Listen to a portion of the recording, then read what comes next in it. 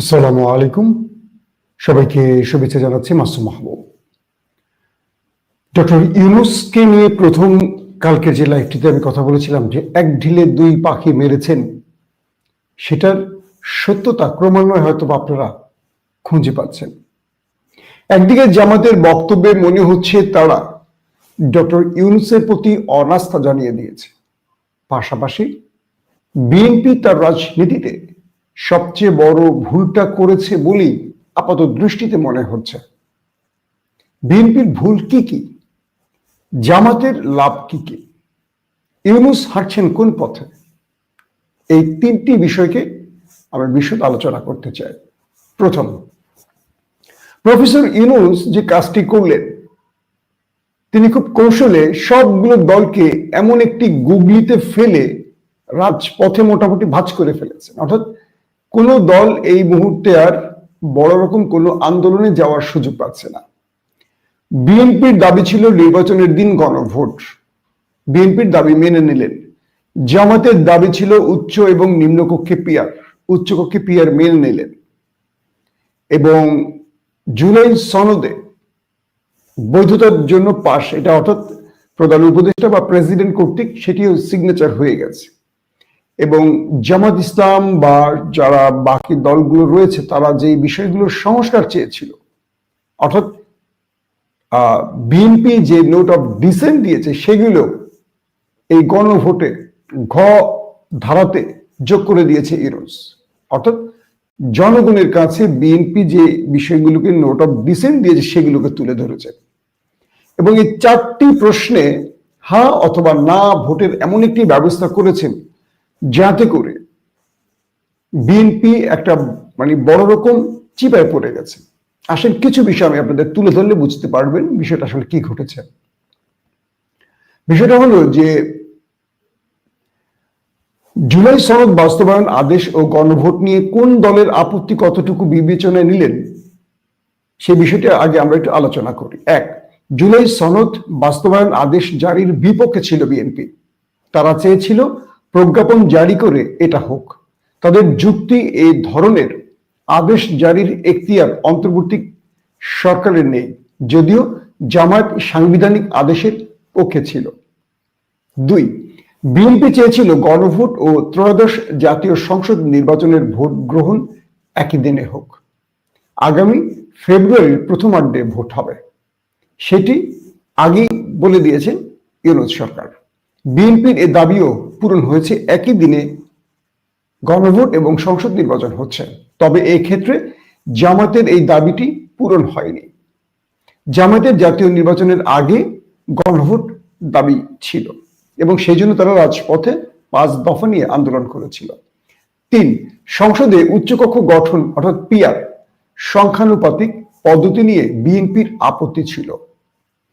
বিএনপির চাওয়া ছিল উচ্চকক্ষে 100 জন বন্টন হোক নিম্নকক্ষের আসনের অনুপাতে। বিষয়টা বুঝতে পেরেছেন যে আমাদের নিম্নকক্ষে 300 যে প্রার্থী বিজয় লাভ করবে সেই সংখ্যাটাকে বিবেচনা করে, সেই সংখ্যার অনুপাতে উচ্চকক্ষে তারা প্রার্থী সিলেক্ট করবে। প্রার্থী এমপি সিলেক্ট করবে, আইন প্রণেতা সিলেক্ট করবে।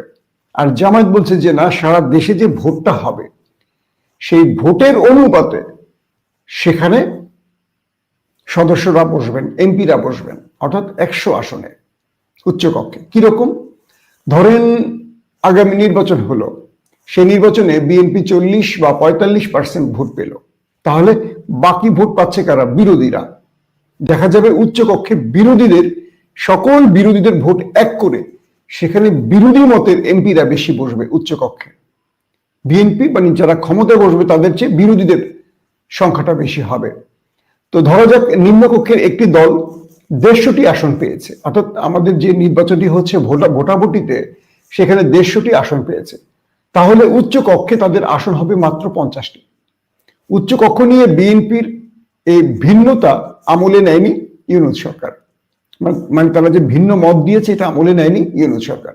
এক্ষেত্রে জামায়াত ও এনসিপির দাবি পূরণ হয়েছে, অর্থাৎ সংসদ নির্বাচনে দলগুলো যে অনুপাতে ভোট পাবে সে অনুপাতে আসন বন্টন হবে উচ্চকক্ষে। যদি কোনো দল 10% ভোট পায় তাহলে উচ্চকক্ষে আসন পাবে 10টি। সদস্যদের নাম তারা ঠিক করে দেবে, কে কে এখানে বসবে সেটা ওই দল ঠিক করে দেবে। 4 নাম্বার, সংবিধান সংশোধনের ক্ষেত্রে উচ্চকক্ষেও সংখ্যা গরিষ্ঠতা অর্থাৎ 100 জনের মধ্যে 51 জনের ভোট দরকার হবে। বিএনপি সংবিধান সংশোধনের বিষয়টি উচ্চকক্ষে নেয়ার বিপক্ষে ছিল। বিএনপির ভিন্নমত আমলে নেওয়া হয়নি, এক্ষেত্রে বিএনপির মত আর সরকার নেয়নি। 5 নম্বর, বিএনপি চেয়েছিল নোট অফ ডিসেন্ট অর্থাৎ ভিন্নমত অনুযায়ী জুলাই সনদ বাস্তবায়নের ব্যবস্থা হোক, অর্থাৎ নির্বাচনে জয়ী হলে তারা রাজনৈতিক প্রতিশ্রুতি অনুযায়ী ভিন্নমত থাকা প্রস্তাবগুলো বাস্তবায়ন করবে। এই বিষয়ে বিএনপির দাবি আংশিক পূরণ হয়েছে। মূল বিষয়গুলোতে বিএনপির ভিন্নমত আমলে নেওয়া হয়নি, যেমন দুর্নীতি দমন কমিশন, সরকারি কর্ম কমিশন, মহা হিসাব নিরীক্ষক নিয়োগ ও ন্যায়পাল নিয়োগ। উদাহরণ হিসাবে আমরা যদি বলি, বিএনপি চেয়েছিল দুদকে নিয়োগ আইনের মাধ্যমে সরকার করবে, অর্থাৎ দেশের প্রধানমন্ত্রী করবে। সেটি জুলাই সনদ বাস্তবায়ন আদেশে রাখা হয়নি। গণভোটে হ্যাঁ জয়ী হলে দুদকে চেয়ারম্যান ও কমিশনার নিয়োগ হবে বাছাই ও পর্যালোচনা কমিটির মাধ্যমে। এই কমিটি আপিল বিভাগের জ্যেষ্ঠতম বিচারপতির, প্রধান বিচারপতি ব্যতীত তার নেতৃত্বে হবে। কমিটিতে হাইকোর্ট বিভাগের জ্যেষ্ঠতম বিচারপতি, মহা হিসাব নিরীক্ষক ও নিয়ন্ত্রক, সরকারি কর্ম কমিশনের চেয়ারম্যান, সংসদ নেতা ও বিরোধী দলীয় নেতার একজন করে প্রতিনিধি এবং প্রধান বিচারপতি মনোনীত একজন নাগরিক প্রতিনিধি থাকবেন। এই কমিটির নাম প্রস্তাব করবে রাষ্ট্রপতি, নিয়োগ দেবেন। 6, তত্ত্বাবধায়ক সরকার নিয়ে বিএনপির ভিন্নমত নেই, তবে তত্ত্বাবধায়ক সরকার গঠন কিভাবে হবে তা নিয়ে বিএনপির ভিন্নমত ছিল, তা আমলে নেয়নি প্রফেসর ইউনূস। 7, এনসিপি জুলাই সনদের আইনি ভিত্তি চেয়েছিল, সেটি অনেকটা হয়েছে, তবে ঐকমত্য কমিশনের একটি বিকল্প সুপারিশে বলা হয়েছিল নির্দিষ্ট সময়ে সংসদ সংস্কার প্রস্তাবগুলো অনুমোদনে ব্যর্থ হলে সেগুলো 270 দিন পর স্বয়ংক্রিয়ভাবে সংবিধানে যুক্ত হয়ে যাবে। এটি নিয়ে আপত্তি ছিল বিএনপির। সরকার স্বয়ংক্রিয়ভাবে সংবিধান সংশোধনের সুপারিশটি বাদ দিয়ে দিয়েছে। 8, এনসিপি চেয়েছিল প্রধান উপদেষ্টা জুলাই জাতীয় সনদ বাস্তবায়ন আদেশ জারি করবেন, কারণ রাষ্ট্রপতি মোহাম্মদ শাহাবুদ্দিনকে নিয়ে আপত্তি ছিল। যদিও বাংলাদেশের সংবিধান অনুযায়ী আদেশ জারি করতে পারেন রাষ্ট্রপতি, শেষ পর্যন্ত রাষ্ট্রপতি নামে আদেশ জারি করা হয়ে গেছে। 9, এনসিপি গণপরিষদ গঠন অথবা আগামী সংসদকে দ্বৈত ভূমিকা দেওয়ার পক্ষে ছিল, জামায়াত দ্বৈত ভূমিকা দেওয়ার পক্ষে। জুলাই সনদ বাস্তবায়ন আদেশে আগামী সংসদকে সেই ক্ষমতা দেয়া হয়েছে, অর্থাৎ আগামী সংসদ সংবিধান সংস্কার পরিষদ হিসেবে কাজ করবে, যদিও বিএনপি সংসদকে সংবিধান সংস্কার পরিষদের ক্ষমতা দেওয়ার বিপক্ষে ছিল। আপনারা মোটামুটি বুঝতে পেরেছেন যে এখানে প্রফেসর ইউনূস সবগুলো কুল রক্ষা করেছে। আসেন, আজকের জামাত ইসলাম যে বক্তব্যটি দিয়েছে বা সংবাদ সম্মেলনটি করেছে, সেখানে জামাত ইসলাম আসলে কি বলেছে? আমরা আব্দুল্লাহ মোহাম্মদ তাহের, গোলাম পারওয়ারের একাধিকবার গতকালকে থেকে আজকে পর্যন্ত কয়েকটি সাংবাদিক সম্মেলন দেখলাম। সেখানে তারা বলছেন যে প্রফেসর ইউনূস জনগণের ভাষা বোঝেনি, জনগণের কথা রাখেনি, তিনি একটি দলকে খুশি করার জন্য তাদের শর্তগুলো বা তাদের দাবিগুলো মেনে নিয়েছেন। বিএনপি চেয়েছিল গণভোট সংসদ নির্বাচনের দিনই হোক, পুরো জাতি চায়নি, কিন্তু বিএনপি চেয়েছিল একটি দল, সেটি রেখেছে প্রফেসর ইউনূস। কার দাবি? জামায়াতের দাবি। 2, যদি কোনো সরকার ক্ষমতায় বসার পর সংবিধানের যে সংস্কার বিষয়গুলো নিয়ে বলা আছে যে এটা 180 বা 70 কর্মদিবসের মধ্যে করতে হবে, আর যদি না করে স্বয়ংক্রিয়ভাবে একাই সেটা পাশ হয়ে যাবে। বিএনপির চাপে এই একাই যেটা 170 বা 80 দিন পরে হবে, এটিও বিএনপির চাপের কারণে সরকার বাদ দিয়ে দিয়েছে। এখন বিএনপি যদি ক্ষমতায় বসে তারা বলে যে না, আমরা এটা পাশ করব না, সেক্ষেত্রে ইউনূস সরকারের এই স্বয়ংক্রিয়ভাবে পাশ হয়ে যাওয়ার বিষয়টি বাদ দেয় রাষ্ট্র আরেকটি কি বলবো যে বিতর্কের মধ্যে পড়ে যাবে। তখন আবারও আমাদের আদালতে শরণাপন্ন হতে হবে, যদিও সেখানে বলা আছে 180 দিনের মধ্যে করতে হবে। এই করতে হবে এটা আবার আমাদের আইনের ব্যাখ্যায় এদিক ওদিক হয়ে যাবে, হাইকোর্ট সুপ্রিম কোর্টের দলের পেটিকোট হয়ে যায় একটা সময়। তো সেখানে গিয়ে এটা একটা বড় রকম চাপ তৈরি করবে। তো আজকে কি বলে জামাত ইসলামের এই নেতা বলছেন অন্তর্বর্তী সরকারের প্রধান উপদেষ্টা ডক্টর ইউনূসকে 3 জন উপদেষ্টা মিসগাইড করছে এবং একটি দলের পক্ষে কাজ করছে বলে মন্তব্য করছেন জামাতের নায়েবে আমির।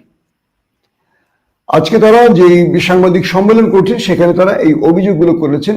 আব্দুল্লাহ মোহাম্মদ তাহের বলেন, সরকার বুঝে হোক না বুঝে হোক একটি দলের ফাঁদে পা দিয়ে সংস্কারকে প্রায় গুরুত্বহীন করে ফেলেছে। এর আগেও দেখা গেছে দলটির প্রতি দুর্বলতা ও আনুগত্য প্রকাশ করেছে সরকার। সেটা শুরু হয়েছিল লন্ডনে গিয়ে নির্বাচনের তারিখ ঘোষণার মধ্য দিয়ে। অন্য দলগুলোর সঙ্গে আলোচনা না করে নির্বাচনের রোডম্যাপ ঘোষণা করে ইউনূস, মানে প্রফেসর ইউনূস। তাছাড়া বিভিন্ন সময় ওই দলটির দাবির প্রতি নমনীয় হয়েছে এই সরকার। এতেই প্রমাণিত হয় এই সরকার এখন আর নিরপেক্ষ নয়।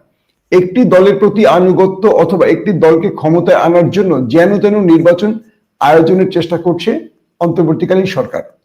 আব্দুল্লাহ মোহাম্মদ তাহের বলেন, প্রধান উপদেষ্টাকে নানাভাবে 3 জন উপদেষ্টা প্রভাবিত করছে।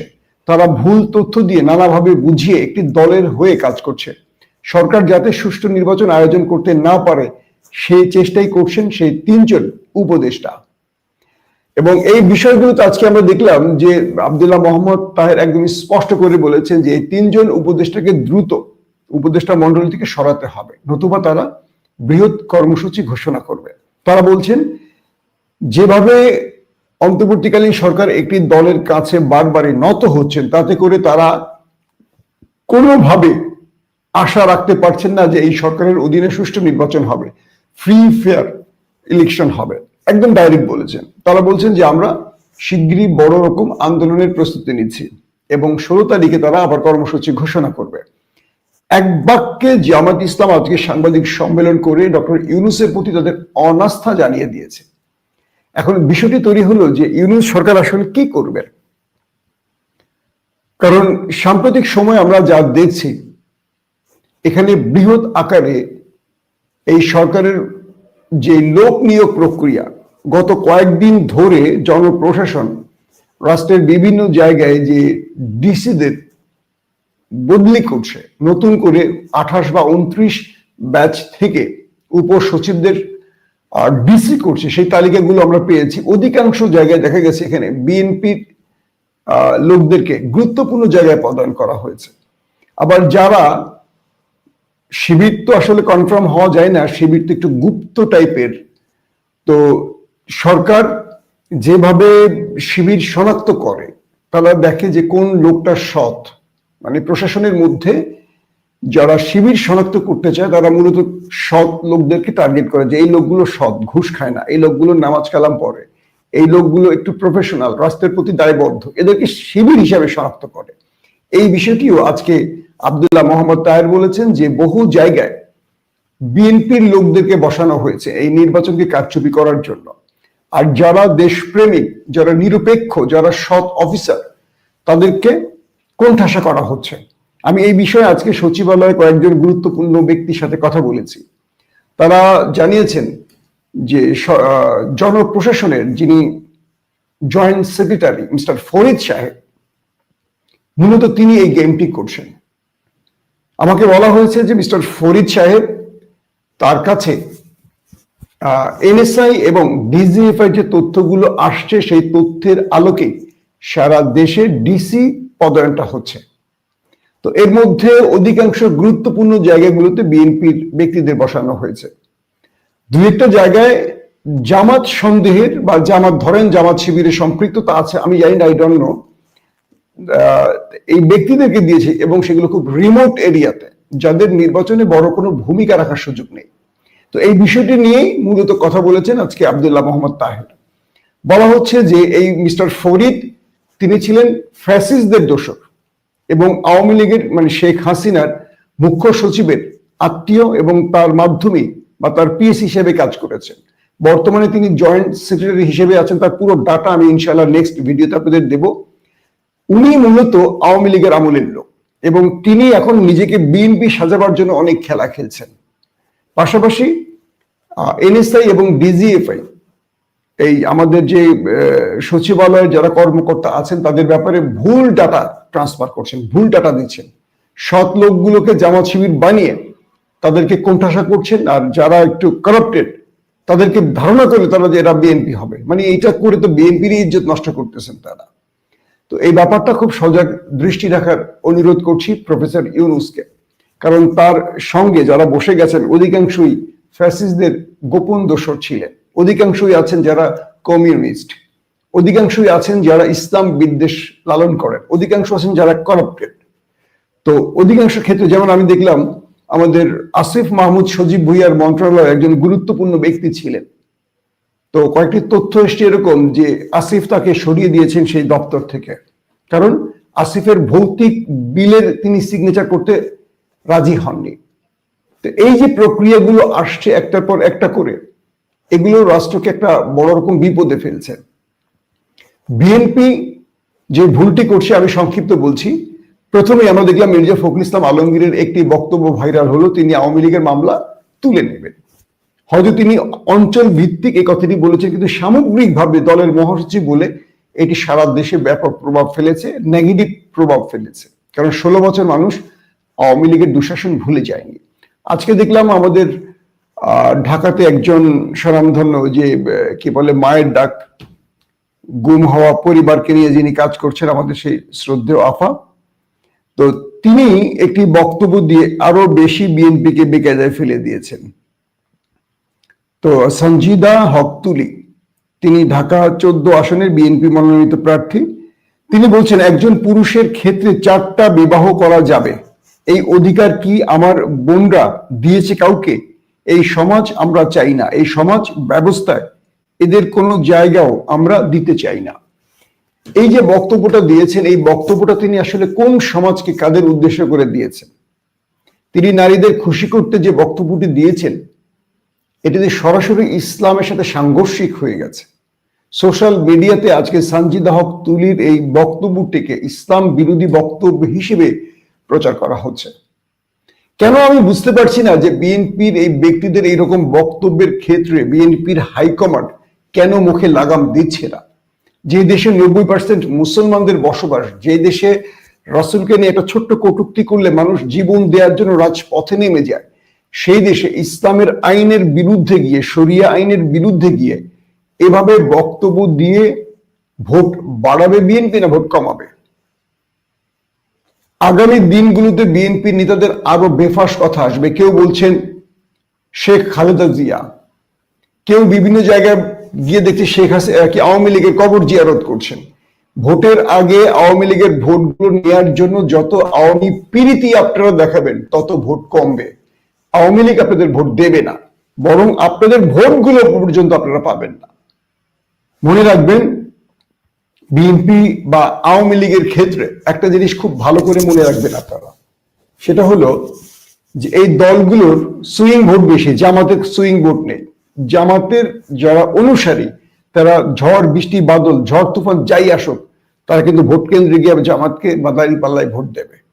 এটা চরমনের ক্ষেত্রেও হবে। ইসলামী দলগুলো ভোটটাকে একটা আমানত মনে করেন, কিন্তু বিএনপির ক্ষেত্রে যদি বলেন, আওয়ামী লীগের ক্ষেত্রে বলেন, যে কোনো দেখবেন যে প্রতিটি পাড়াগায় বা প্রতিটি স্থান তাদের যে কমিটি আছে, এই কমিটির বাইরে কেউ এই দলগুলোকে ভোট দেওয়াটাকে গুরুত্বপূর্ণ মনে করে না। আপনি আওয়ামী লীগের একজন প্রার্থীকে টাকা বেশি দেন, সে ধানের শীষে ভোট দিবে। ধানের শীষের প্রার্থীকে না, একজন ভোটারকে আপনি ধানের শীষের ভোটারকে বেশি টাকা দেন, আওয়ামী লীগকে ভোট দেবে। জামাত বা ইসলামী দলগুলো এই কাজটা করবে না। তো দেখা যায় যে সুইং ভোটগুলো তারা যখন দেখবে তাদের দলের নেতা নেত্রীরা এরকম বেফাস মন্তব্য করে, এরা কিন্তু সুইং করবে, টাকার জন্য না, এরা সুইং করবে। তুলির এই বক্তব্যটি এখন অনেকের মধ্যেই প্রভাব পড়বে। এই শুধু প্রভাবটা তুলির 14 আসন, ঢাকার 14 আসন নিয়ে পড়বে না, এটা সামগ্রিক বিএনপির উপর পড়বে।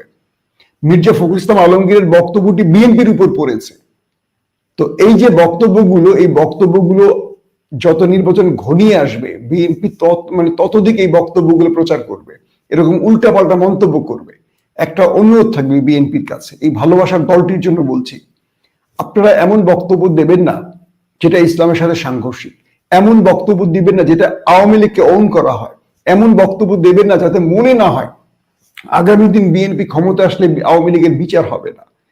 এখানে খুব সতর্ক থাকতে হবে। এমন বক্তব্য দেবেন না যাতে মনে হয় যে বিএনপি সংস্কার চায় না, বিএনপি আগামী পার্লামেন্টে বসে ঠিক আগের মতো রাষ্ট্র চালাবে, হাসিনার মতো ফ্যাসিস্ট হবে, এই যে ধারণাগুলো মানে জামাত, এনসিপি বা আদার্স দলগুলো বিএনপির ঘাড়ে প্রচার করছে, এখান থেকে বিএনপিকে রক্ষা করতে হলে বিএনপিকে সেই পলিসি নিতে হবে। কিন্তু বিএনপি সেই পলিসি নিচ্ছে না। সালাউদ্দিন বলছেন যে অন্তর্বর্তীকালীন সরকারের সংস্কার সংবিধানের জন্য বাধ্য নয়, সংবিধান মানে তাদের যে বক্তব্যগুলোর টাইপ, যে তারা এটা মানে ক্ষমতা আসা তারা এগুলো ছুঁড়ে ফেলে দিবেন, এই টাইপের বক্তব্য আসতেছে তাদের কাছ থেকে। এতে করে জনগণ কি বিএনপিকে ভোট দেবে বলে মনে করছেন?